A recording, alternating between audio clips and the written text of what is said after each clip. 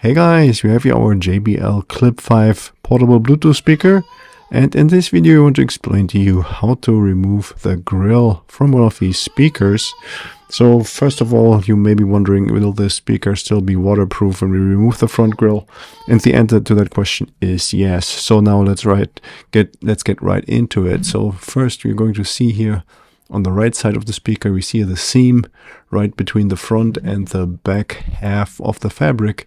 And we can use here, for example, the flat blade screwdriver from my pocket knife as a prying tool. So we're going to go right in there and we wiggle around a little bit and we try to lift off the front grill. So the back grill does not remove, we cannot remove here at this point. We don't want to remove that. So we're trying to pry off the front.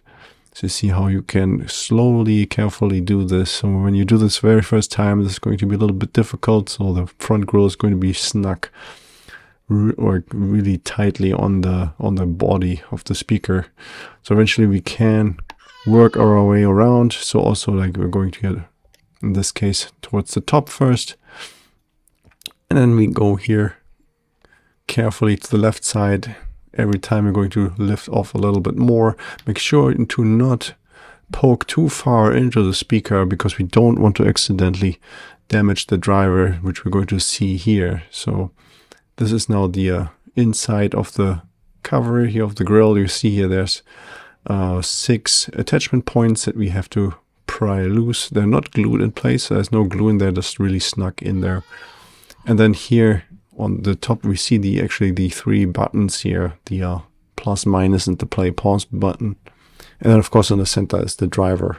So the back side we will not remove, because when you try to remove that one, then the speaker would literally be open and that would make the speaker not waterproof anymore, or potentially not waterproof. If you do close it up later on pretty well, then it will still be waterproof again, but I don't want to risk that at this point.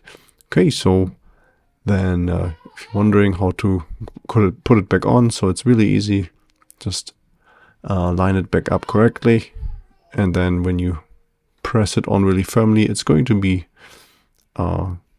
stuck in there pretty well. Still, it's not as good as it was before, but it's not going to come off unless you use a lot of force to get it off. So if you try to get it off, the grill off again, then it's going to be a little bit easier, but still, like, the grill is still stuck really well on there. Okay, so that was already it for this video. Hope you found the information helpful. If you have any more questions or comments, then please leave a message below.